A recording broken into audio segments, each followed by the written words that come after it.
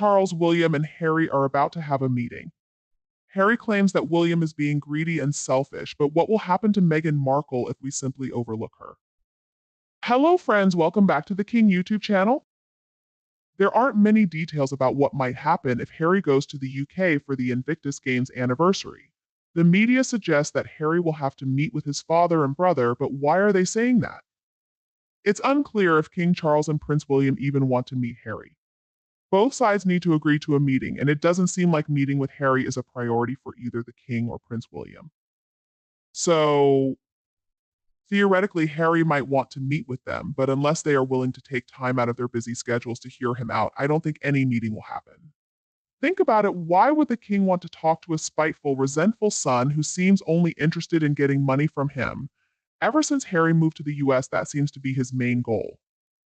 When Charles stopped taking Harry's calls, Meghan took over asking for money, but she didn't have any success either. We already know that William wants nothing to do with Harry, especially while Catherine is still focusing on her health. So it seems like the media is trying to create a story that probably won't happen.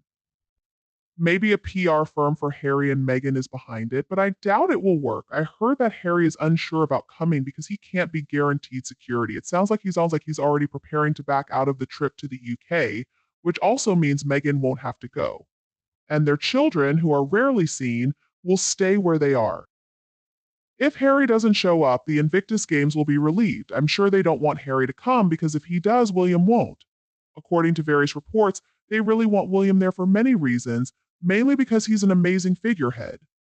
He has been very generous towards them and will give the organization a positive image, especially after a few tough years. It all started when Harry canceled that as fundraiser during COVID, which hurt the organization. Meghan's involvement hasn't helped either. If they keep Harry, Meghan comes too. So unless Harry decides not to come, the Invictus Games have no way out. We don't know for sure what will happen, but Harry might not want to risk being booed and heckled by veterans and attendees. He'd probably feel more comfortable staying where he is now, relaxing in his t-shirt and shorts, doing whatever he likes, maybe even smoking joints. And get this, William has been accused of being selfish. According to Harry's book, William was so greedy as a child that he demanded a bigger bedroom and more sausages at breakfast. But really, how many kids get to choose their rooms? Most are just assigned a room, unless they have to share it with a sibling. As the firstborn, William was given a bedroom without needing to ask why. It was simply his room. When Harry came along, there were enough bedrooms for him to have his own as well. That room became Harry's room, and it was surely big enough.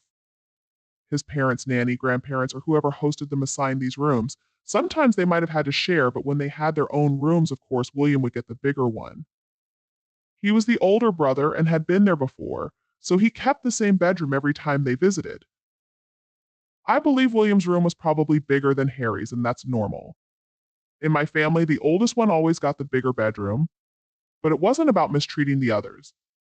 They didn't ask the boys for their opinions because that could lead to fights. The rooms were chosen by an adult. Whether it was the parents or the hosts, it doesn't really matter. The same thing happens when adults stay somewhere as guests. You don't just show up and demand a specific room. I don't care if you gave me this room. I want that one instead. That's something Meghan might do, but usually people don't act like that. Harry never complained about his life as William's younger brother until Meghan Markle came along. I'm sure she whispered in Harry's ear, telling him how unfair it was that William got more attention and perks. But I've got some news for Harry. Research shows that the firstborn child often spends a lot of time looking after their younger siblings, taking on responsibility earlier while the younger ones get to play carefree. If Harry had been the older brother, maybe he wouldn't have had as much fun. He would have had to be more serious and take care of his younger brother, setting a good example. Sometimes I wonder how things would have turned out if Harry had been the older brother. He always seemed determined to fulfill his royal duties in the past, and I think he was looking forward to helping William when William became king. But everything changed when Meghan Markle entered his life. Harry's hidden personality has emerged, and now we see him for who he really is: spiteful, vicious, and cruel. He takes pleasure in demeaning and attacking people who were once his close family members. I'm not sure if Harry can love anyone, considering how much he's been focusing on making up for lost time when he felt William got all the attention. Harry mentioned William feeling stuck in the royal family, which makes me doubt if Harry even wants that role anymore. He's got the freedom to do as he pleases now. He can live his life to the fullest, pick any bedroom in their huge 9-bedroom house, and indulge in as many sausages as he likes for breakfast. It seems like he's finally getting to do all the things he envied William for when they were kids.